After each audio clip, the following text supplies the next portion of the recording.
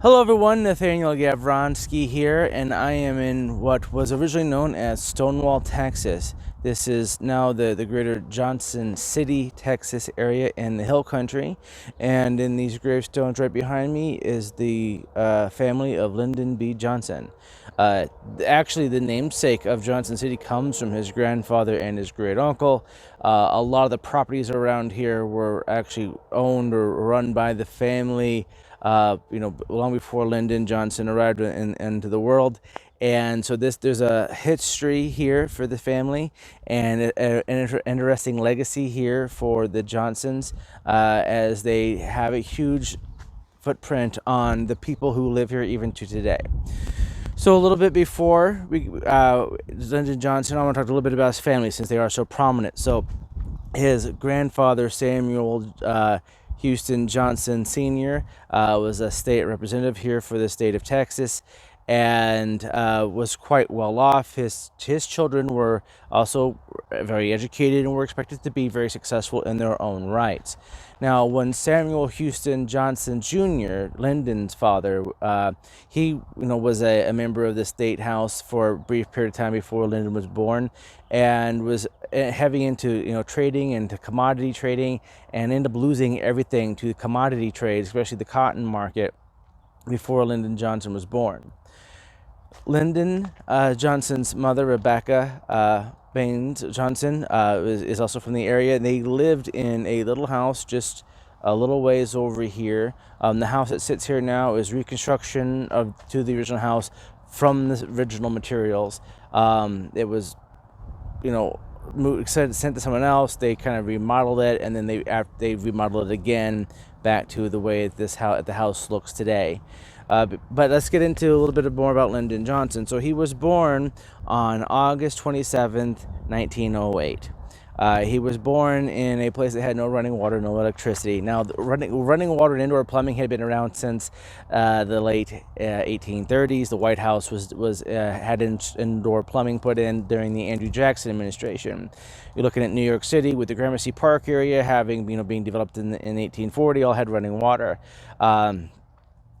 Teddy Roosevelt's house had running water. So a lot of most houses in the country, most new construction all had running water. They were even having at this point in time electricity.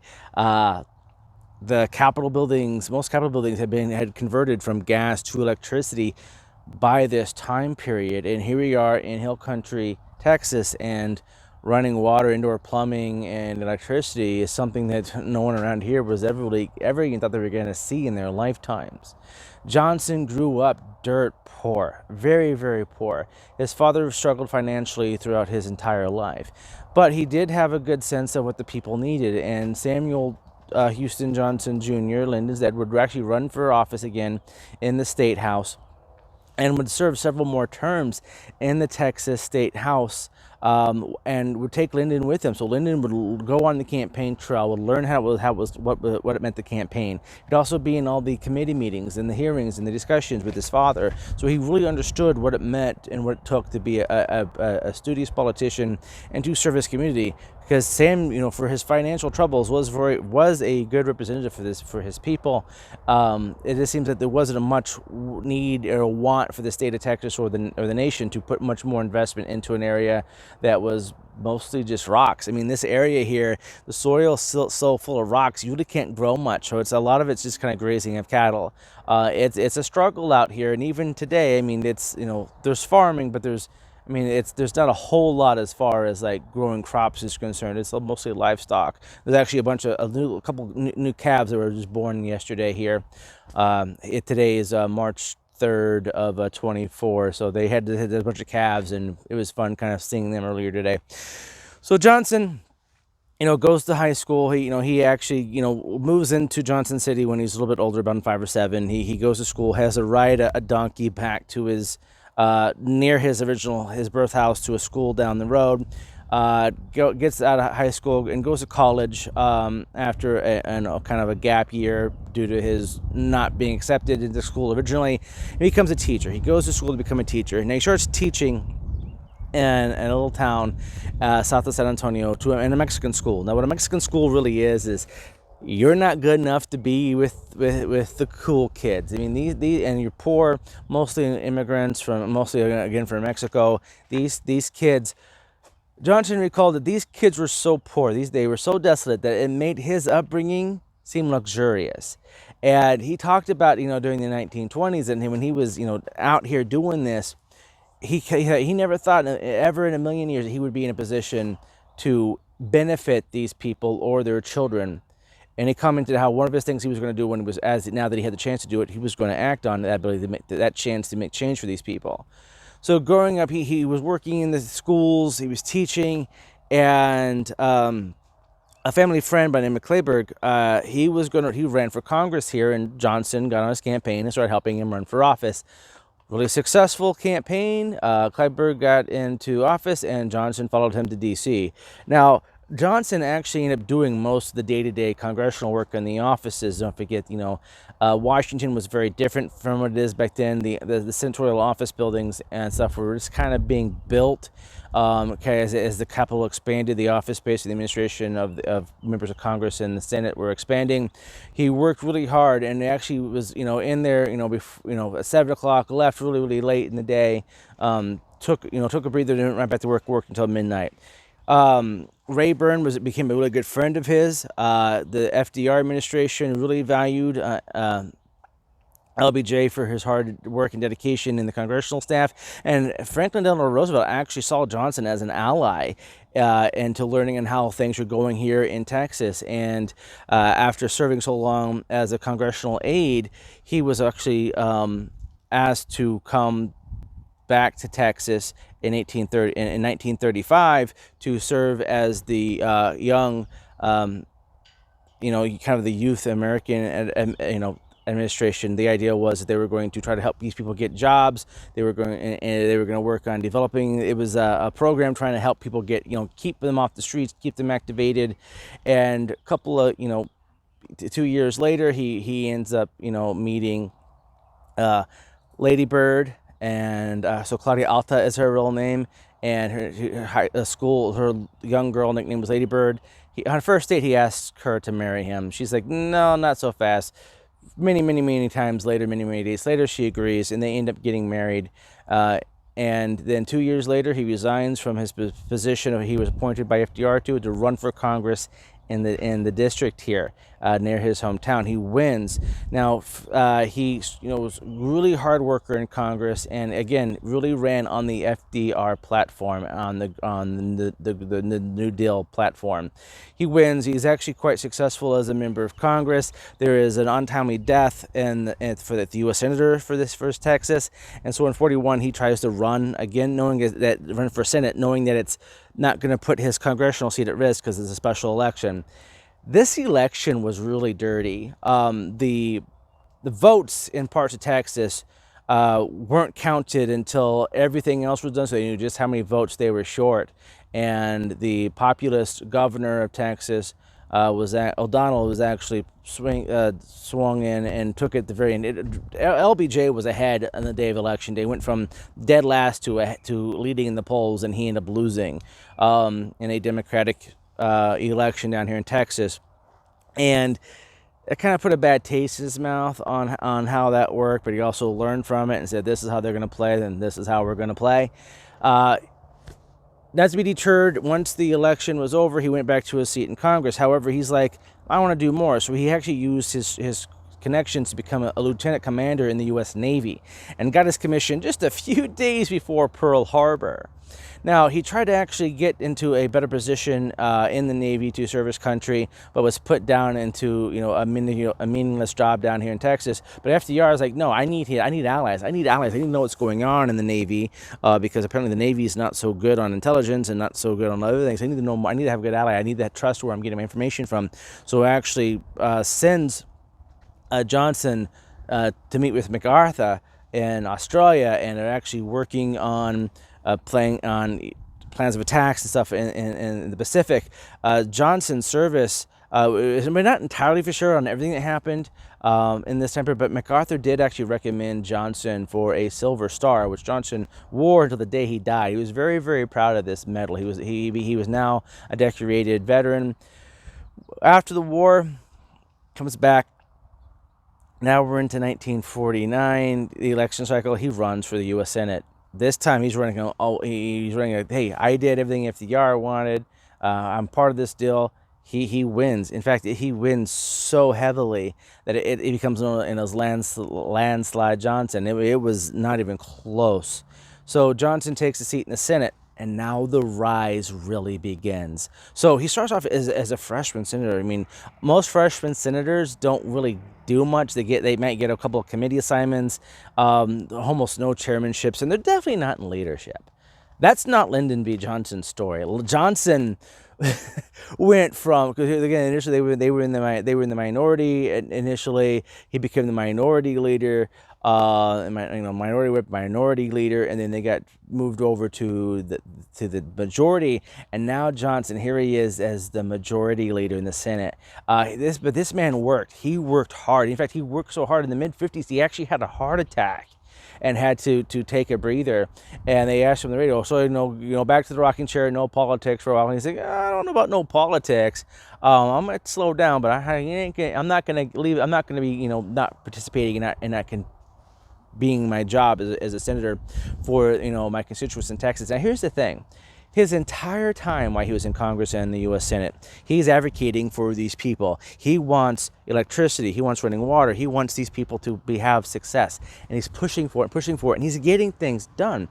He's advocating on the additions of the New Deal policies, and he's developing the ideas of the Great New Society thing. He's kind of working on, don't forget, he's actually working on Eisenhower's first, I had the first civil rights, legislation under Eisenhower, and it's successful. And actually, Eisenhower sponsored a Republican, and the Democratic majority leader in the Senate's running it. So civil rights is something that's happening in the country, both in Republicans and Democrats. Moving forward. In the 1960, he actually wants to run for president and is in the primaries. He's in the primaries. For the election, and he's running against a bunch of other Democrats. However, he's not able to actually win the primary. John F. Kennedy is much too strong for him because of the charisma and the youth. Kennedy at the convention actually says, I want to bring Johnson on as my vice president. Surprisingly, Johnson accepts, something that a lot of people who knew Johnson didn't think he was going to do, because he wouldn't be in charge. Kennedy would be. But it seemed to work out because he accepted the position. And on January of 1961, he'd be sworn in as Vice President of the United States.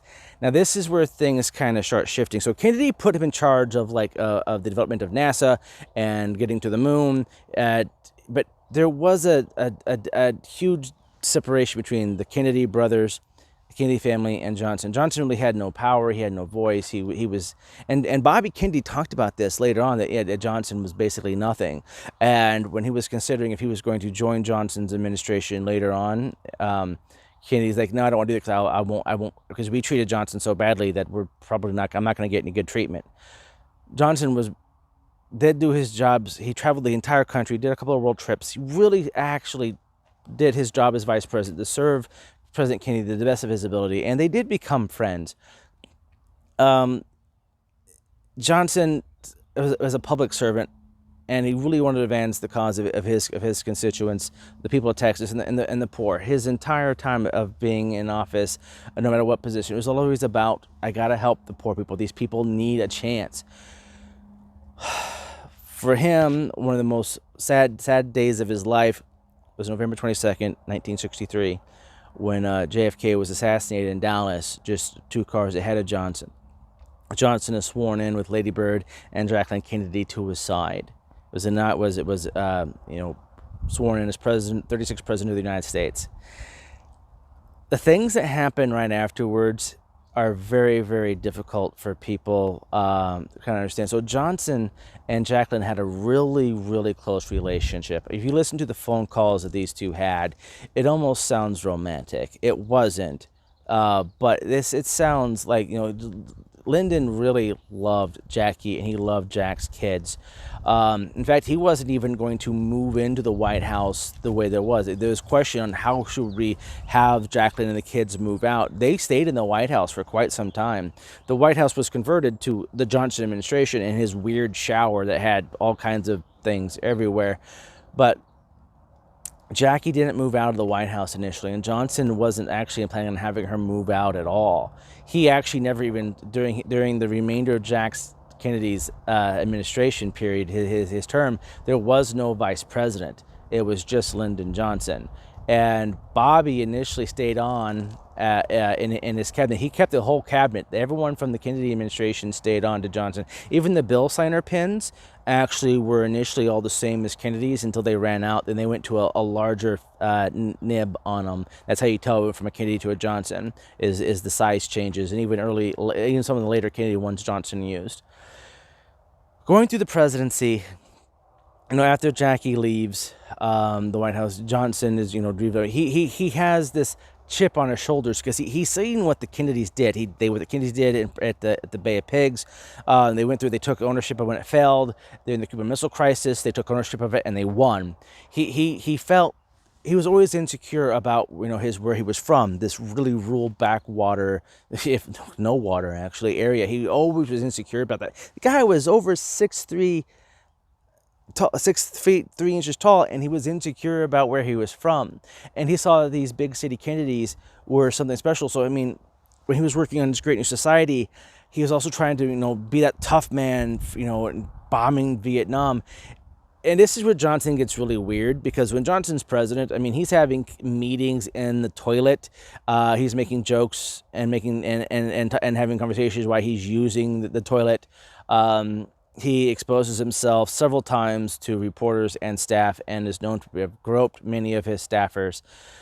A couple of other things about Johnson is that he would swim in the nude in the swimming pool, which is currently the media pool for the White House. That part in the West Wing, which is where all the media meets and talks to the press secretary. That was the swimming pool that Johnson would swim naked in. Johnson, when asked one time why he keeps pushing this stuff on Vietnam, he actually exposes his Johnson to the reporter and says that's why. As actually mentioned, have you ever seen something this big? It gets cringe. Okay, but that's part of Johnson's story. That's part of who he is, and I don't want it to go overshadow it with all the other things. But he was mean. The Johnson treatment, even when he was a senator, he would get right in your face, put his poke his finger in your chest, nose to nose, talk in your ear. You should hear some of the phone calls he had with Dirksen and with Russell after the Warren Commission. It's pretty strict. It's like, nope, it's already been announced, you're doing it. And Russell's like, I don't want to do it. And he's like, I don't care, it's been done. I'm not arguing with you about this. You're going to do it. This is what's happening. You're my man in the Senate. This is happening. He didn't take no for an answer. And that was hard for him because he kept wanting to push this action in Vietnam because he was scared of the domino effect and that all these other countries would follow communism. He didn't want that to happen on his watch because those Kennedy boys, they didn't let communism win. They went and fought after it, even though the Bay of Pigs was a failure. He still saw that what the Kennedys did to standing up to the Soviet Union in '62, that he wanted to be there. So he kept pushing, like, we're not letting this go. Vietnam was his Achilles heel. It tore him down. It brought his support numbers down. Going into the civil rights legislation, the voting rights legislation, 64, 65, 66, 67. All of these landmark cases involving civil rights, the amendments to Social Security, bringing in Medicare and Medicaid, and all these programs that are still in existence today. So, housing. There's a lot of the things that Johnson did. No one here would say no one in Congress, Republican and Democrat, said, well, we need to remove any of those things. Those things are important to the story of the United States. That's all Johnson. In fact, most of it was all like one or 2 years of his administration. And again, the Vietnam War kept tearing him down, and he was stubborn. He wouldn't take no for an answer. So he would just keep bombing. There's a couple of pictures of him in the Situation Room with his head down on the desk. Things are not going well. The publicity, the public are turning against him. They love all of his domestic stuff, but his foreign policy is completely destructive. I really wish that he would have taken Eisenhower's advice too and fired people. After many of the Kennedy administration moved on, he brought in new people, and those people weren't necessarily the best for him. And he had a whole family here of legacy, of really strong, powerful Johnsons that made this part of Texas viable. He wanted to do that for the entire country. He had these people, his parents, his grandparents. Well, he thought about this place all the time. This was important. He wanted people to be successful, to have a sense of, if you wanted the job, you could get it. If you worked hard, you would live comfortably. And he felt in '68, especially after the New Hampshire primaries, where he didn't do very well, that he couldn't do the politicking to run for a second term in his own right. I mean, in '64 he ran with a landslide. But a lot of things he did, he ran on, this is Kennedy's legacy. This is Kennedy's legacy. This is Jack. This is Jack. I mean, he used it, but he also knew that this was the right thing to do. In fact, a lot of presidential scholars don't know if John Kennedy would have actually been able to get the legislation through. He didn't have the time in the Senate that Johnson did. Johnson knew how to work the Senate. He knew how to work Congress. You listen to those phone calls, he was really working that room. Johnson felt he couldn't serve the country as president and run for president. And after the New Hampshire primaries, he bowed out. He said, "I will not seek nor accept the nomination of my party to be your president." And he bowed out. Nixon would end up winning the election, and on the promise of, we're going to get out of Vietnam. Johnson, though, and he really strived. His goal was just to improve the livelihoods of all people, regardless of where they're from, regardless of anything. I mean, immigration was radically changed under Johnson, and a lot of things. We actually probably need to update it a little bit more on what he was working on, because I think if we tuned what Johnson did, we would be able to have a more sound immigration system, and actually have it work better for more people, and have it be done legally, and help stifle some of the illegal immigration by improving what our immigration system is. I think Johnson would have been instrumental on reforming our immigration system. He made it more fair. He made it to where legality was a thing. You had to be legal, but being able to be legal was easier. And you still have to come in the right way. You still have to do all these things through the right procedures, but doing it the right way was something that could be done by anybody, as long as you were a good person. You had the values, you had the work ethic, and you had the skills that the country needed. Johnson was working on that, and since then our immigration system is broken down from what Johnson left us. As far as the daily lives of everyone, SNAP, EBT, that was under Johnson. The millions of people on Medicare, the largest medical health care system in the world, and Medicaid for the poor. Those things didn't exist before '67. A lot of people just went without, because if you weren't working and you had the income to afford insurance through the private market, you just didn't get any. And hundreds and hundreds of people died from preventable illnesses, because they couldn't earn enough money to support themselves. And so Johnson expanded that. There wouldn't be another major expansion or change to this system until 1989, when they set the terms for SSI and the $2,000 cap limit on assets. So I mean, in some cases I wish Johnson was around to kind of fix some things that we have going on now.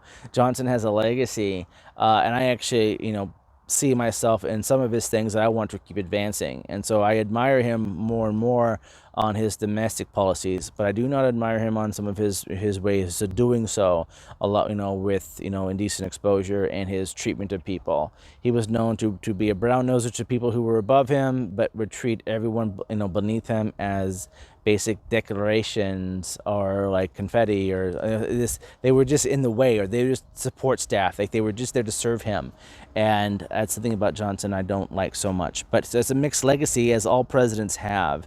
And after leaving the White House, he would return back here. The Texas White House under Johnson is actually his aunt's house that he got from his aunt. The family said they owned everything. They just kept trading property back and forth.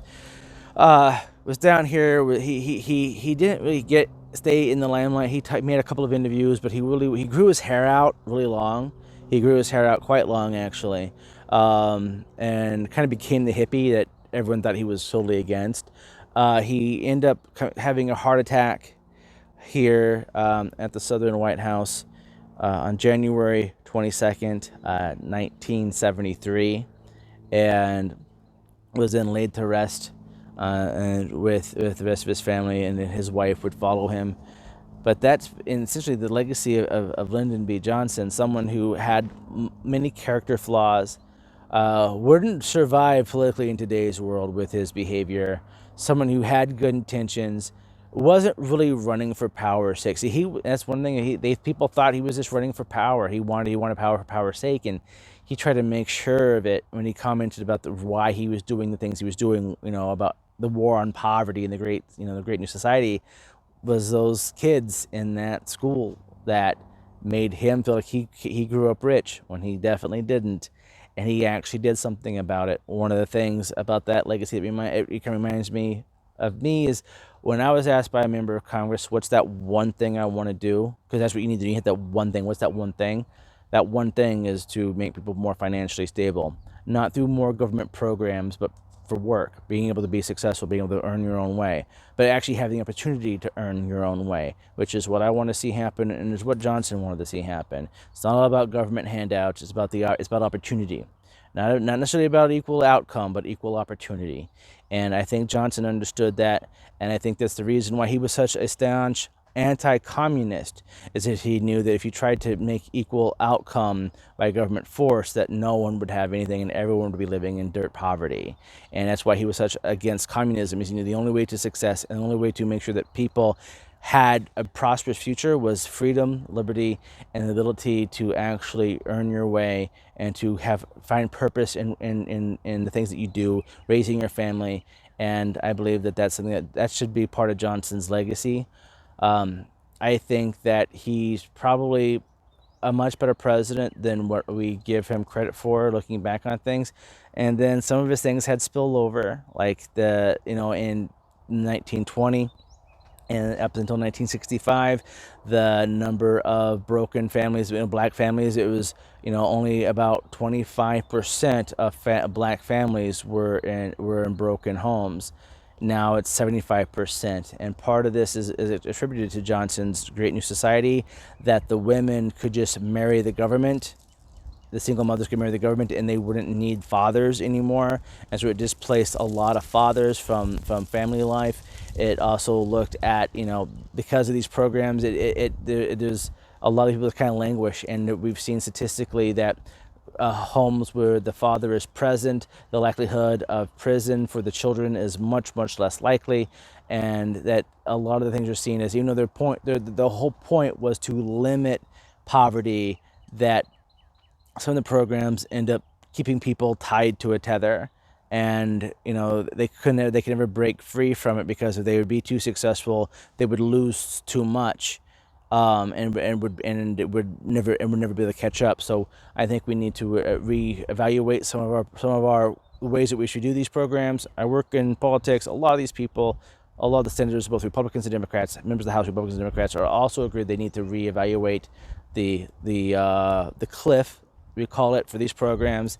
And I think we could further see Johnson's his dreams come true as far as ending poverty and allowing people to be independent from government. And I think that's the legacy he would want to see us all work on. He wanted to see us continue his plans to continue allowing people to be successful without losing everything, and also to be able to find a way to be independent. So that's the legacy of Lyndon B. Johnson, the 36th president of the United States. He's one of the presidents I kind of wish I could have met, and I've met everyone since Nixon forward. I kind of wish that Johnson would have lived a little bit longer. I mean, he died when he was 64 years of age. He wouldn't even been able to draw Social Security yet or be on Medicare when he died. And I think that's an interesting fact, an interesting irony, that he worked in these programs for elderly people, but he died before he would have been able to actually participate in any of these programs in his own right. So my name is Nathaniel Gavronsky. I am in Johnson City, Texas, essentially Old Stonewall, Texas, and in the Hill Country. And stay healthy, stay wealthy, and as always, stay wise, Texas.